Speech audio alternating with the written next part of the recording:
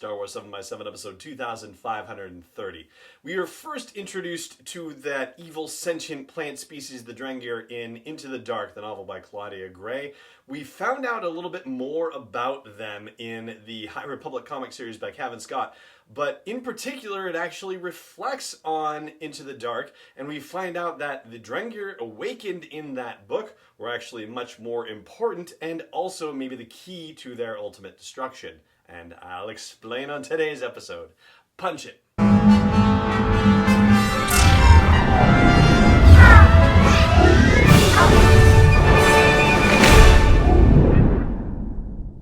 Hey Rebel Rouser, I'm Alan Voivod and this is Star Wars 7x7, your daily dose of Star Wars joy. And thank you so much for joining me for it. So, here we go. This is spoiler territory for Into the Dark, which came out in February, so I think we're okay. And also spoiler territory for the first story arc in the High Republic comic series from Marvel. That's issues 1 through 5. In particular, this is spoiler for issue 4, and that's been out for a while, so I think we're, pretty much okay in that regard. But here is the refresher on Into the Dark that's necessary for the rest of this conversation.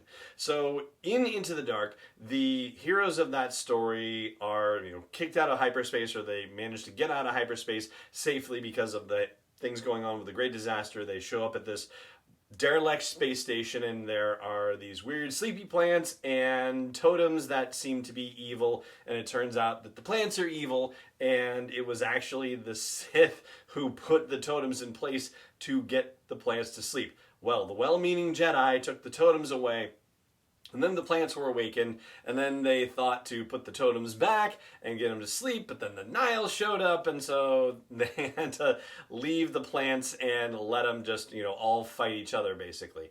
Well, it turns out that this was an even worse situation than anybody realized. And that's where we get to the High Republic issue number 4.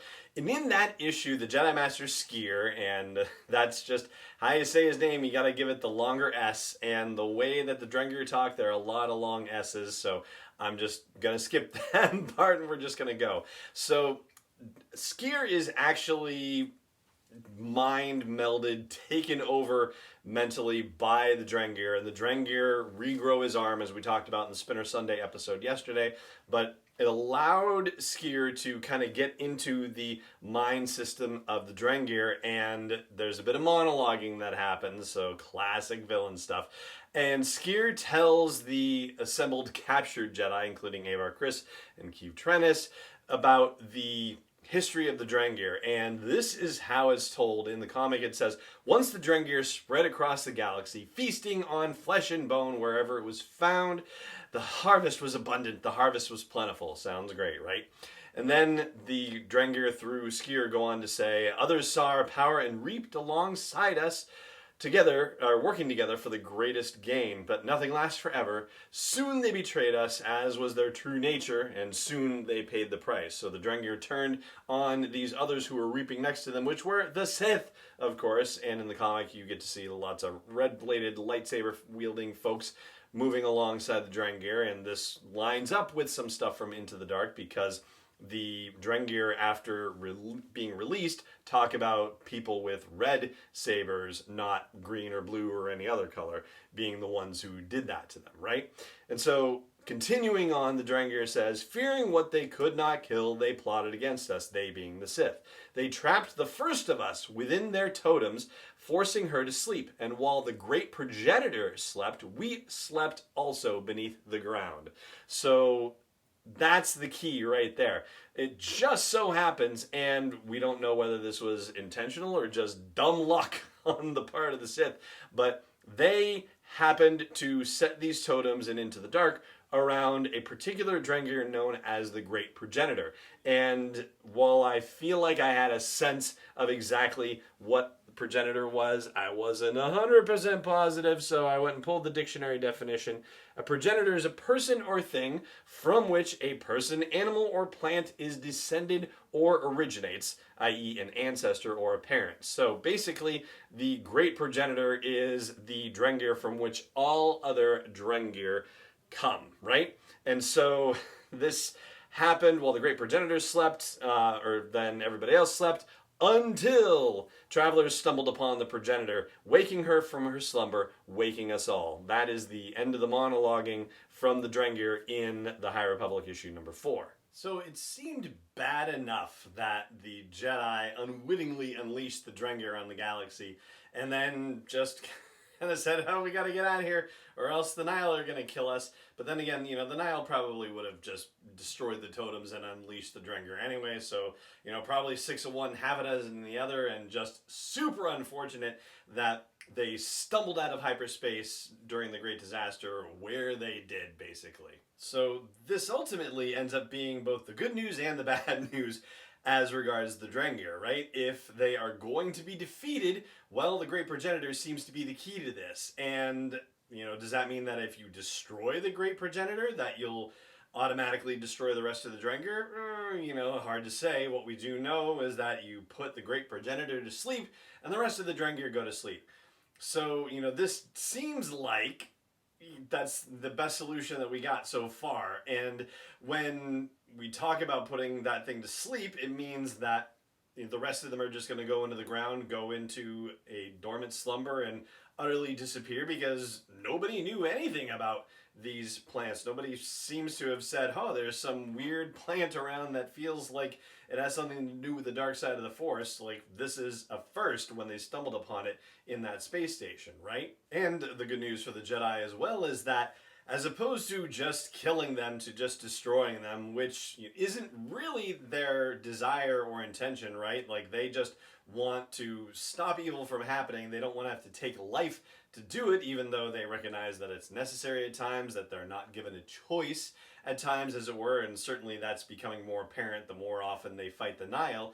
But this is really kind of in line with what the Jedi would prefer to do. Put the Great Progenitor to sleep, and then bury that thing somewhere where it's never going to be found again, which is basically the equivalent of just putting it in prison and let it get, rot away in prison. Although this thing has probably been asleep for a while and is not rotting away. So that's a whole other issue entirely. But the other problem is that that Great Progenitor is probably not on that space station anymore. So where has it gotten to? And it seems like that's going to be a question that is possibly addressed or possibly opened up in the next story arc of the High Republic comic series, because in the big preview of the Wave 2 stuff that StarWars.com put out, they put a little bit of a summary about issue number 6, and one of the bullet points on it was like, and what's the deal with the Great Progenitor, or, words to that effect. But that's probably going to be, the toughest thing that they have to deal with. And it's already bad enough that they're fighting with the Nihil,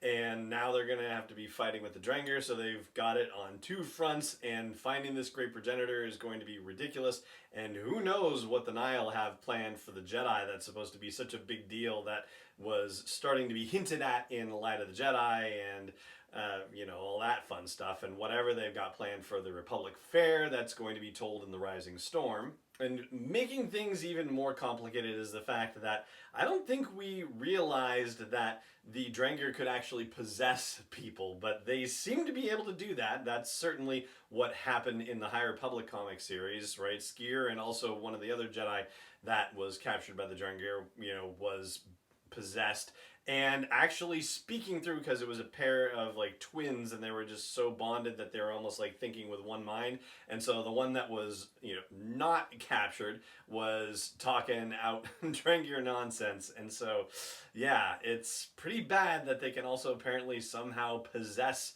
people as well and turn them into little zombie attackers and whatnot. On the plus side for the Jedi, though, somehow their root system is telepathic. Like, that's how they're communicating with each other, through telepathy. And apparently this telepathy can extend through long distances, because when the Keeve Trennis and Skier mind meld situation happens, Keeve is able to send a message through Skier saying that the people that they're attacking are unclean, that it's bad meat, that it'll poison them. And so even on Starlight Beacon, the Drengir that had burst out of that that dead hut, they start backing off and backing away from all the people that they're attacking too. So, from a planet, out on the frontier all the way to Starlight Beacon, that message was able to be transmitted. So maybe there are some hopeful things for this crazy intense new enemy that they've got. Hopeful things are dealing with them, I should say.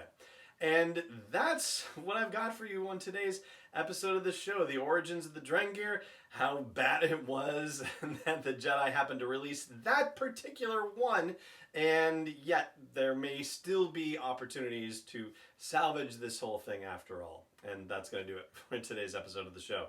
It just remains for me to say thank you so much for joining me for it as always, and may the Force be with you wherever in the world you may be. Star Wars 7x7 is not endorsed or sponsored yet by Lucasfilm Limited, Disney, or 20th Century Fox, and is intended for entertainment and information purposes only. Star Wars, the Star Wars logo, all names and pictures of Star Wars characters, vehicles, and any other Star Wars-related items are registered trademarks and/or copyrights of Lucasfilm Limited, or their respective trademark and copyright holders. May the Force be with them. All original content is copyright 2021 by Star Wars 7x7. We hope you love it.